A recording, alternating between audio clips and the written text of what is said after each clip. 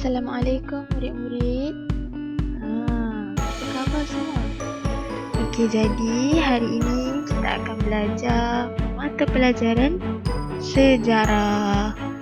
Okey, jadi tajuk yang kita akan belajar hari ini adalah perayaan di Malaysia. Okey, jadi sebelum ni kita dah belajar tentang lain dahulu, lain sekarang dan lain-lain. Okay, jadi hari ini kita nak sambung tajuk perayaan di Malaysia. Okay, tapi kita tak tahu lagi kita nak sentuh tentang subtopik apa. Okay, jadi sebelum tu kita main puzzle dulu. Okay, kita tengok ni gambar yang pertama. Gambar ada itik warna ungu, yang lain semua warna kuning. Dia unik kan, sebab dia seorang je warna purple kat situ. Okey, jadi kita agak-agak yang mana perkataan yang sesuai.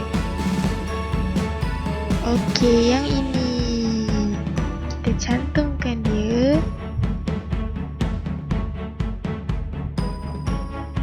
Okey, kemudian gambar yang kedua adalah gambar Chinese. Okey, macam tahun baru Cina kan. Okey, jadi mana perkataan yang sesuai? Ya, gambar perayaan. Okey, bagus. Okey, lagi yang ini gambar Mail, dia macam belagak, betul tak? Dia macam bangga. Okey, jadi ini adalah perkataan kebanggaan. Tinggal satu gambar lagi. Gambar apa ni? Macam gambar ramai-ramai kan? Okay, jadi dia adalah gambar yang sesuai dengan perkataan kita. Okay, jadi tajuk yang kita nak belajar hari ini adalah tajuk keunikan perayaan kebanggaan kita. Okay, jadi kita tengok sama-sama tajuk hari ini.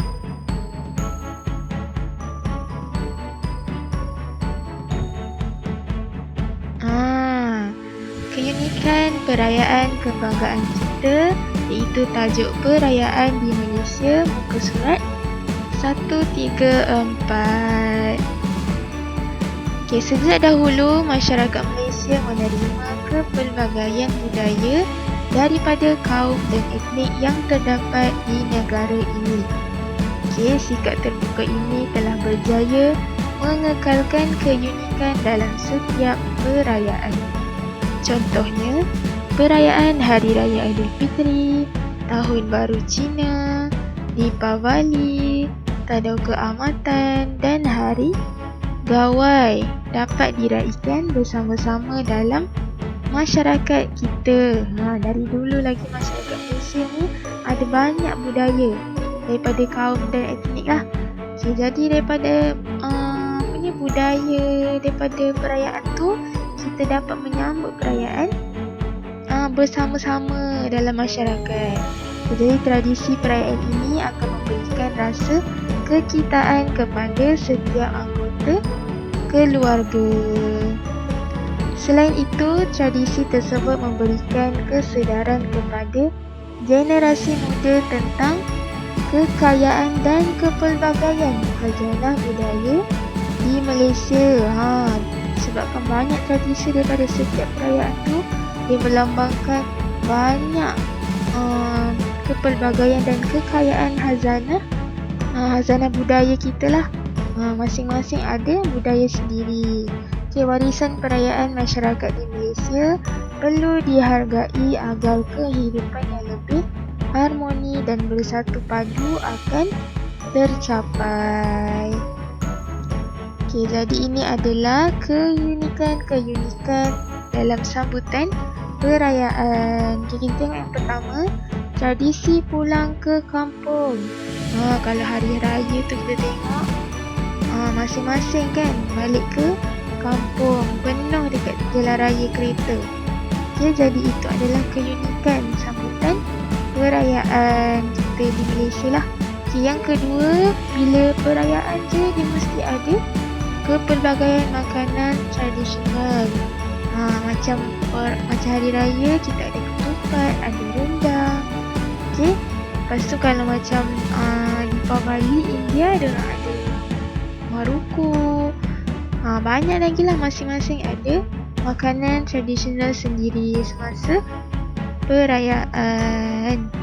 Okay, jadi yang ketiga, amalan ziarah menziarahi. Okay, kita tengok nanti lepas ini ada banyak perayaan yang mengamalkan amalan ziarah menziarahi. Okay, yang ketiga, pemberian duit raya. Pemberian duit raya ni selalu kalau hari raya mesti kita nak kumpul duit raya kan.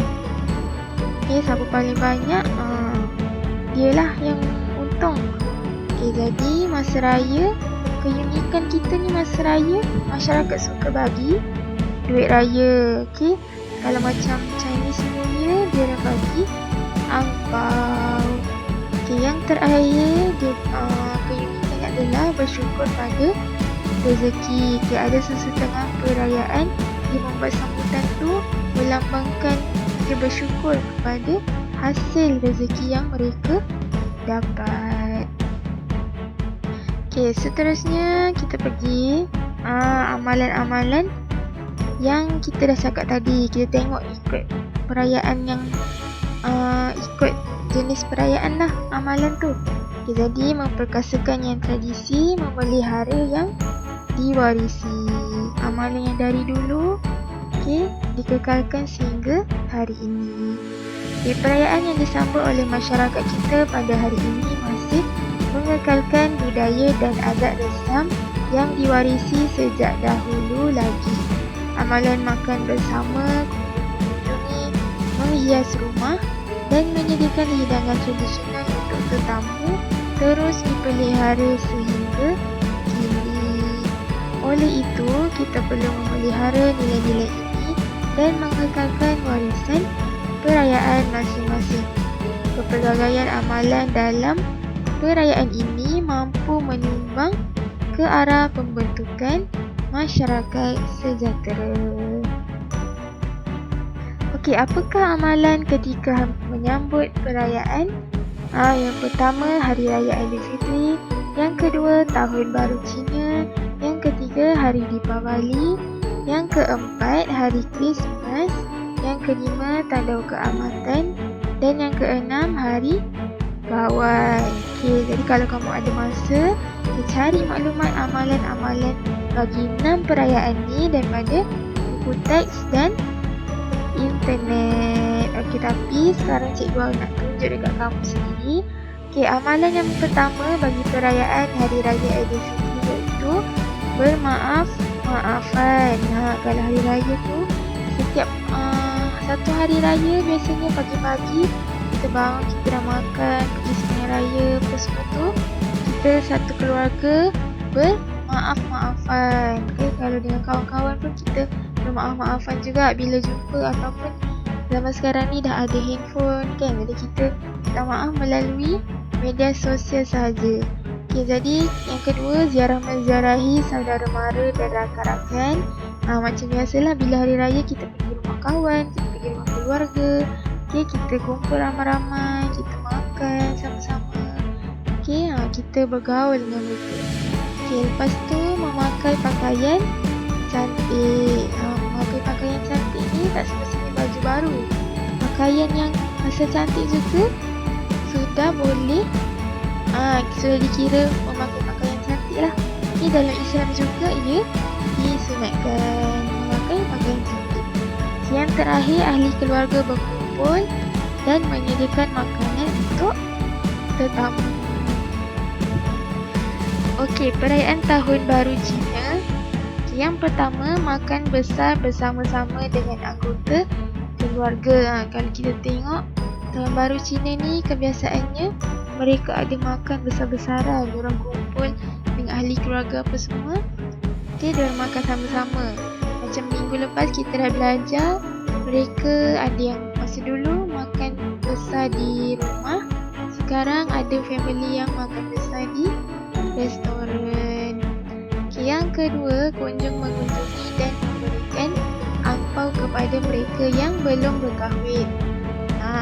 Tahun Baru Cina juga, mereka juga mengamalkan amalan kunjung mengunjung. Macam Hari Raya jugalah kan, Tahun Baru Cina pun sama. Dan angpau juga diberikan kepada yang belum kahwin je. Okay? Kalau ada yang dapat tu, itu rezeki lah kan. Okay. Tidak menyapu rumah pada hari pertama Tahun Baru Cina dan memberikan ucapan yang baik. Okay, seterusnya Hari Deepavali. Okay, Hari Deepavali, apa yang mereka buat ialah mereka akan mandi. Mandi minyak. Okay, macam kita tengok gambar dekat atas tu. Budak tu tengah mandi dengan minyak lah. Tengah dimandikan dengan minyak.